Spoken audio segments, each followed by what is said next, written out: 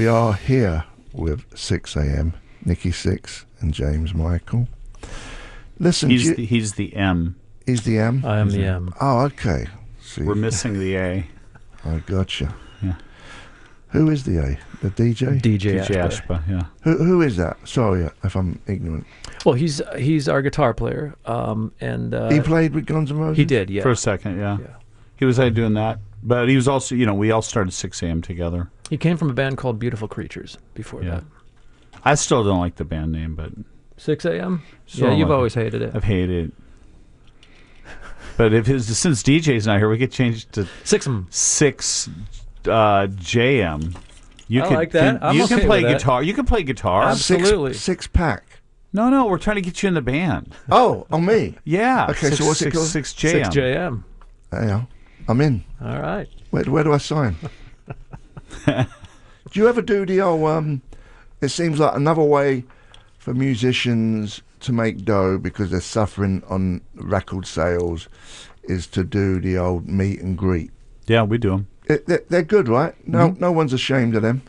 No, I mean, here's the thing. With social media the way that it is now, that whole idea of just getting backstage is kind of gone because people are connected to you every minute of every day. So you've got to make it a special experience for them. You've got to make it more than just coming backstage and shaking hands. It's really more about the experience, having the conversations. And I think it's a great thing. I think it's just a way to up the ante a little bit. Expectations are much higher now. And it's a bit of dosh to make, right?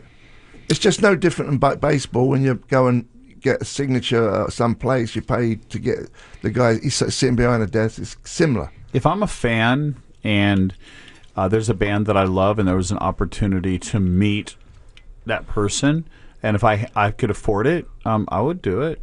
Absolutely. When I was coming up. Who would you like to meet? I mean, when I was a kid, I loved Aerosmith, right? Those early Aerosmith records. And, I had posters of the band and stuff. And I would have paid, to meet Joe Perry.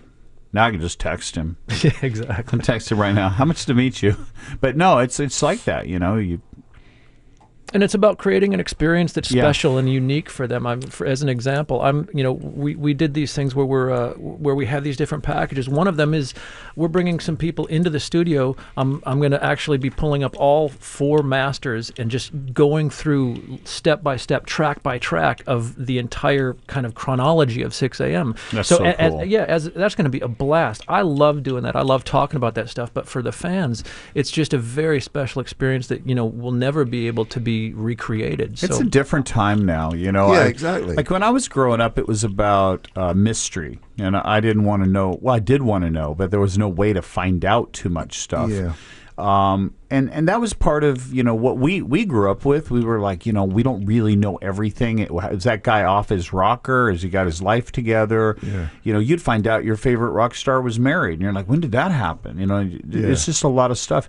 Now you can just go on social media, like James said. You can go on Instagram, whatever, and you can find out a lot. So what I found, and through doing radio as well, is transparency is my best friend, and I just lay it all out there. I find all the time in lyrics and in my life, if I just lay it all out there, there's not as much mystery, but there's something else there. There's a connectivity. Yeah. You put it all out on the line, baby. All out. Well, not all. Get it out now. Let me see. Let's compare. Let's compare knobs. You wouldn't want that. You're British, I'm Italian, but I got the short end of the stick. Hey, I got the short end of the stick. My wife got the short end of the stick. Yeah. We're so stupid. It's okay. People like it's good to be goofy. I like being goofy. And the worst is when people are too serious. Oh yeah. It's the worst. You must have interviewed people who just come on and just uptight, and it's like, oh, what do I ask these people? What do you do in that situation? I kind of get rid of them. Yeah, you try and you're like, okay, thanks. I guess, if it ain't going well, it's like, what's the point? Yeah. If you're not going to open up, why are you coming on here? What if you're not going to say nothing? I don't know why it feels like a lot of the younger bands are not as talkative. Yeah, I know. I think they're nervous. Maybe. You don't think? Or do you think it's a new generation of bedwetters? James can talk. I can. How old are you? Sometimes. How old am I? 48. Yeah. Yeah, I had to check my ID. Yeah. Yeah. How old are you, 48. Nikki? You're about the same. 48. Get Yeah. out of here. I was 60 in September. Were you? Yeah.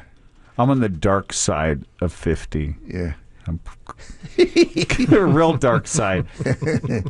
I see a funeral in my future. Put it like that. It's okay. I'm ready for it. You look good. Thank you. I feel all right. I look good in the So you're similar to age, Coffin. and I often ask this people when I interview them who are similar age. What's your concept of dying? Do you scared? I'm scared of dying. I don't want to die. That's my outlook. Well, I just want to be sure that the people that I love are taken care of. That's really where I'm at in my life, you know. Just become less selfish and more about everybody else. So it's like I want to have a really great time. I'm not really in it for the BS right now. You know, I like making money and I like being creative.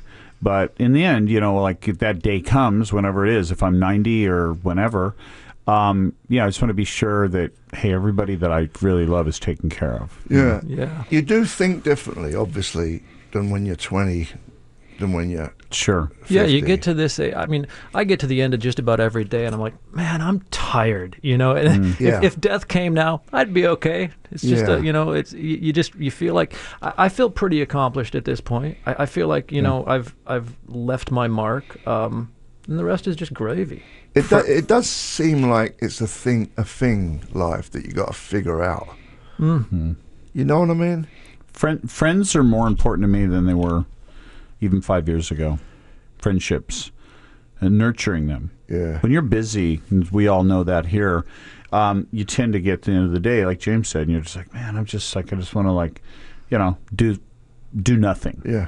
And now I'm finding more and more, it's like, you know, I want to reach out in whichever way. And you know what? You can't just have relationships on text message. I got to say that to anybody listening, man. It's like, you can't just be like, hey, man, how are you? Like I was like guilty of that for a long time because I'd be busy. It's like, hey, man, how are you? We should get together sometime. You're like, oh, I don't really have time for that, but I have time for a text. Yeah. You know, I think you got to do a little bit more than that. Yeah. Yeah. I'm with you there. But I am tired right now, so don't ask to go to dinner or anything. Okay. Should we play some music? Do you want to hear some music? What do you got? You're going to love this next track. Really? Yes. Looks That Kill by Motley Crue. Oh. Jonesy's Jukebox. Take it away.